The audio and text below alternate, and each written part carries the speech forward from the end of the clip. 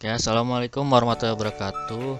Perkenalkan, saya Jafar Kurniadi, dan di sini saya akan membahas tentang dasar-dasar Microsoft Excel.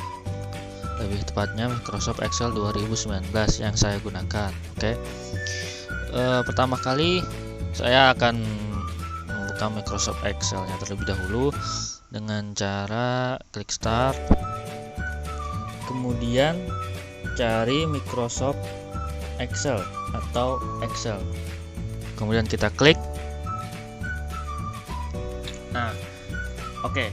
Semenjak diperkenalkannya Microsoft Office Excel versi 2007, ada banyak perubahan dalam hal tampilan pada Excel.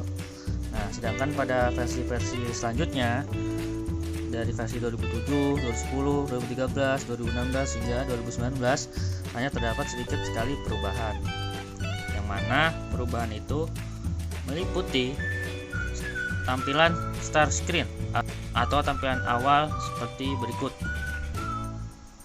Nah, ketika pertama kali kita membuka Microsoft Excel, maka tampilan start screen ini dibagi dalam dua panel, yang mana pada panel atas itu adalah default template yang terdapat pada Microsoft Excel. Nah, jika template yang kita butuhkan tidak ada, kita bisa menggunakan kotak pencarian pada bagian atas ini.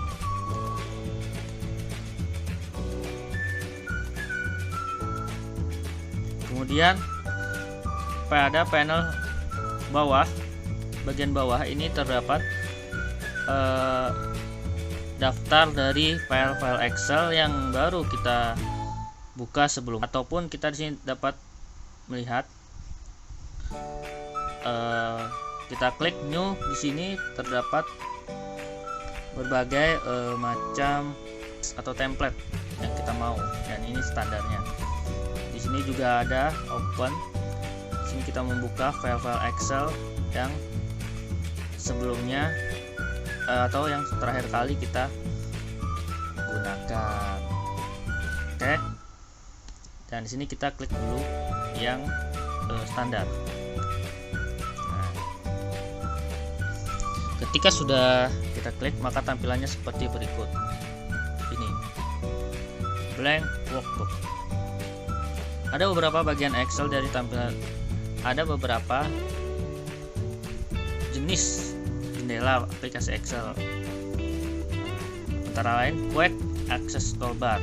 Bagian ini memuat buttons atau tombol-tombol menu umum yang sering kita gunakan. Tombol-tombol kebutuhan. Apa yang maksud Quick Access Toolbar? Itu ini. Ada untuk men-save, undo, redo, dan juga meratakan teks. Kemudian ada yang namanya ribbon. Nah, ribbon ini bagian merupakan kumpulan perintah yang penting di Excel yang dikelompokkan dalam bentuk tab berdasarkan fungsi-fungsinya, mulai dari home, insert, back layout, formula, data, dan lain sebagainya. Kemudian masing-masing tab dikelompokkan berdasarkan seri fungsinya. Misalkan pada tab home ini terdapat cut, copy, ada jenis tulisan, bold, ada table, dan lain sebagainya. Kemudian ada formula bar. Nah, bagian ini formula bar ini, bagian ini menunjukkan alamat sel yang aktif beserta isinya. Nah, formula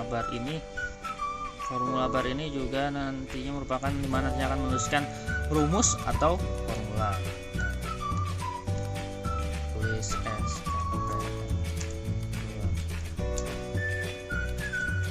Maka di tampilan formula barnya akan terus disediakan.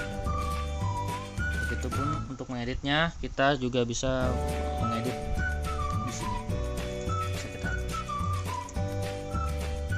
Selanjutnya worksheet area, sering disebut juga sebagai workspace, berisi kumpulan sel yang diidentifikasikan berdasarkan kolom dengan simbol A, B, C, D, E, F, G, dan seterusnya, dan baris dengan simbol 1, 2, 3, 4, 5, dan seterusnya. Di dalam sel inilah kita menyusun data-data sesuai dengan kebutuhan. Kemudian ada status bar. Bagian ini menunjukkan informasi status program Excel yang sedang berjalan.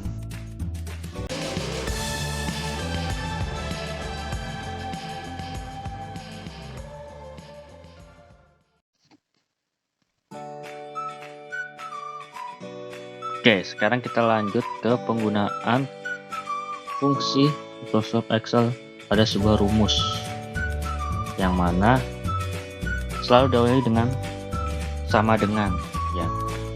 Setiap rumus selalu diawali dengan sama dengan. Kemudian bagi contoh, misalkan kita akan menjumlahkan angka 10, 20, 30.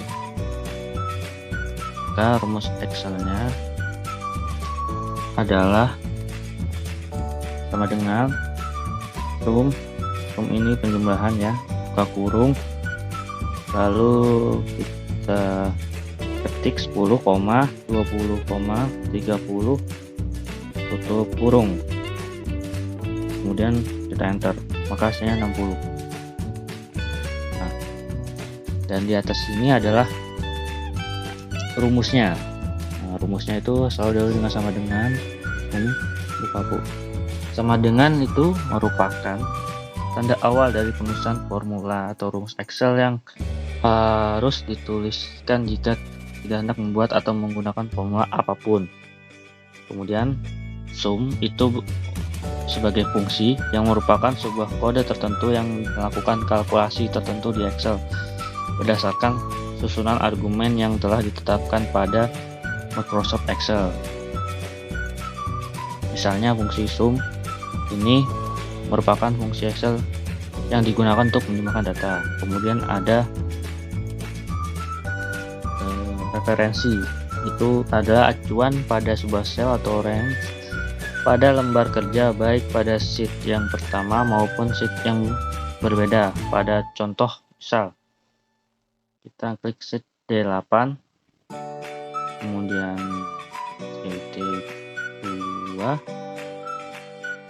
kemudian kita klik E8, itu maka akan menjumlahkan kolom yang ada pada D8 dan juga E8. Nah, operator ini merupakan simbol karakter yang menentukan tipe perhitungan yang ingin dijalankan pada rumus Excel. Contoh, di situ ada perkalian, kita kalikan dengan kolom F8, kemudian ada namanya konstanta, itu kita bagi dengan 3 itu merupakan angka konstanta, hasilnya adalah 300.